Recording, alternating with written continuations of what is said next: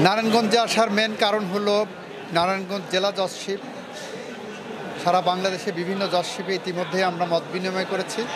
তারই অংশ হিসাবে নারায়ণগঞ্জ জেলা জজশিপের সাথে মত বিনিময় এসেছে। এখানে বিচার বিভাগ এবং বিচার বিভাগের সাথে সংশ্লিষ্ট আইনজীবীরা তাদের সাথে একটু মত বিনিময় আছে। মামলা দ্রুত নিষ্পত্তি করার জন্য প্রায়োরিটি বেসিসে তদন্ত সম্পন্ন করা এবং বিচার প্রক্রিয়া সম্পন্ন করা, সেই প্রায়োরিটি ইতিমধ্যে নির্ধারিত হয়েছে। আমরা সেইভাবে এগিয়ে যাচ্ছি।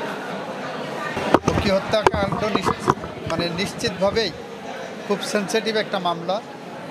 এই মামলা যে স্থবিরতার কোন জায়গায় আছে আমি সংশ্লিষ্টদের বলবো যে এটা কোন স্টেজে আছে সেটা জেনে নিয়ে যত দ্রুত সম্ভব ব্যবস্থা নেওয়া যায় আমরা চেষ্টা করব।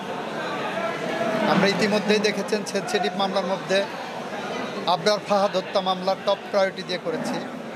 আমরা মেজর সিনহা হত্যা মামলা টপ প্রায়োরিটি দিয়ে করেছি।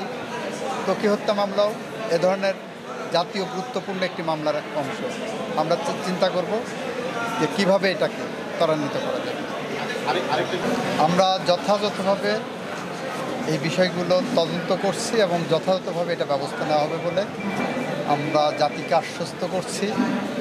ভিকটিমের পরিবার যাতে ন্যায় বিচার পায়, অ্যাট দি সেম টাইম কেউ যাতে মিথ্যা মামলায় ভুক্তভোগী না হয়, সেই কারণে ইতিমধ্যেই দেখেছেন আইন মন্ত্রণালয় থেকে ফৌজদারি কার্যবিধিতে একটি সংশোধনী প্রস্তাব করা হয়েছে, যাতে অন্তর্বর্তীকালীন অবস্থায় একটি ফাইনাল রিপোর্ট দেওয়া সম্ভব হয়। তদন্তের মাঝখানে যে কোনো আসামির বিরুদ্ধে ফাইনাল রিপোর্ট দেওয়া যেতে পারে যাদের বিরুদ্ধে অ্যাপারেন্টলি মনে হবে যে মিথ্যা মামলা করা হয়েছে। 7 খুনের মামলার দ্রুততম নিষ্পত্তির জন্য যথাযথ পদক্ষেপ এটা নেওয়া হচ্ছে। দেখবেন তাড়াতাড়ি কোনো একটা রেজাল্ট আপনারা পাবেন। নারায়ণগঞ্জের আইনজীবীরা সারা বাংলাদেশের আইনজীবীদের জন্য যে সুযোগ সুবিধার বিধান আছে, নারায়ণগঞ্জের আইনজীবীরাও তার অন্তর্ভুক্ত। তার মধ্যে 2টি বিষয় ইতিমধ্যেই আমরা বলেছি সরকারের কাছে।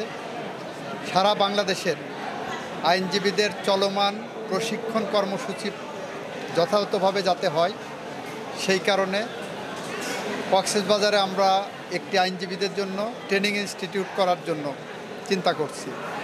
আরেকটি হলো যেখানেই আবাসন প্রকল্প করা হচ্ছে, আবাসন প্রকল্পের মধ্যে আইনজীবীদের জন্য একটি নির্ধারিত এলাকা বরাদ্দ দেওয়ার জন্য, প্লট বরাদ্দ দেওয়ার জন্য একটা দাবি ইতিমধ্যে সরকারের কাছে পৌঁছেছে।